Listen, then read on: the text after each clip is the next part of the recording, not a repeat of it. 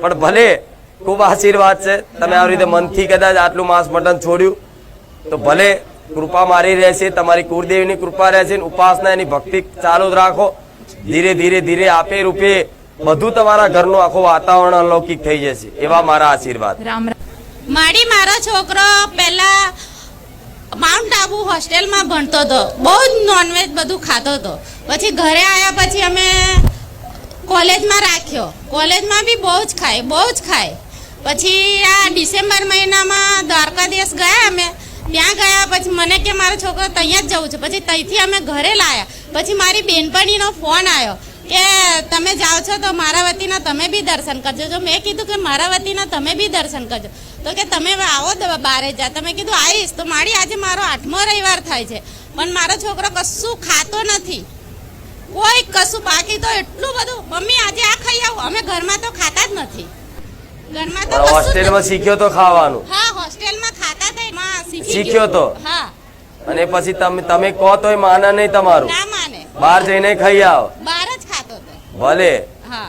એટલે તમને ગમતું નતું? મને તો સહેજે નતું ગમતું માં કે આપણે આ ઘરમાં ખાતા નહીં, આ ચોથી નવું શીખ્યો ખાવાનું. હવે બિલકુલ નહીં. બંધ થઈ ગયું ને? બંધ થઈ ગયું. ભલે મારી કૃપા ફળી ગઈ. રામ રામ રામ રામ. પણ જેણે જેણે મનથી બંધ કર્યું હોય ને, પણ અત્યાર સુધી તમે ખાધું છે તો એ શરીરમાં એનો પ્રભાવ હોય.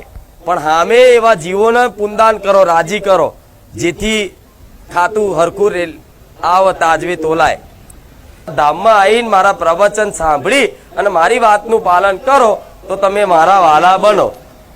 વાલા બનો તો તમારે આશીર્વાદ માંગવાની જરૂર ના પડે. વગર માગે મારા આશીર્વાદ તમારી સાથે કાયમ માટે રહે. મારા પતિ અને મારા જેઠે તો ખાલી વિડીયો જોઈને દારૂ, મચ્છી, મટન બધું બંધ કર્યું. આજે 6 મહિના થઈ છે. ત્યાર પછી 3 મહિના પછી અમે દારૂ બંધ કર્યા. પછી 3 મહિના પછી અહીં આવ્યા હતા. બરોબર. એટલે ખાલી ઘરે બેઠા વિડીયો જોઈને ખાલી પહેલી વાર વિડીયો જોઈને જ બંધ કર્યું હતું. આગળ કેટલા સમયથી ખાતા પીતા હતા? બહુ સમય થયો હતો. નાના હશે ત્યારના જ ખાતા પીતા વર્ષોથી. હા. અને મારા હારા પાસા કબીર સાહેબ ના ભગત છે, તેમને પણ બહુ મેના મારતા હતા.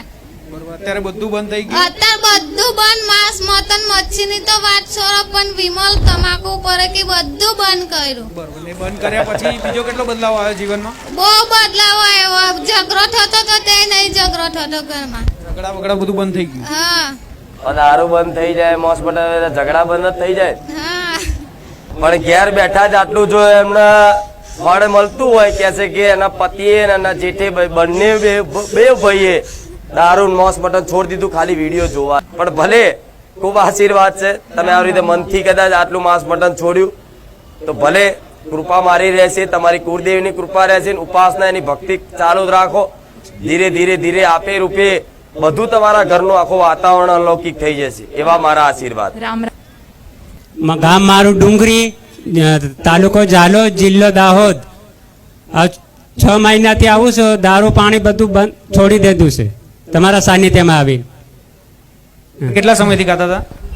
આ બચપનથી, નાનપણથી જ ખાતા હતા? દારૂ પીતા હતા, માંસ મટન બહુ ખાતા હતા. 24માં દારૂ પીતો હતો. બંને વર્ષોથી ખાતા હતા? હા, વર્ષોથી. મારી જતામાં આવ્યા પછી કેટલા સમયમાં છૂટી ગયું? 6 મહિનાથી. 6 મહિનાથી તમે આવ્યા. 6 મહિનાથી અત્યારે સાવ બંધ છે? હા.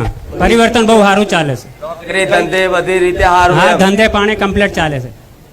માંસ મટન ને દારૂ બધું બંધ કર્યા પછી. હા. ભલે રામ. આશીર્વાદ છે.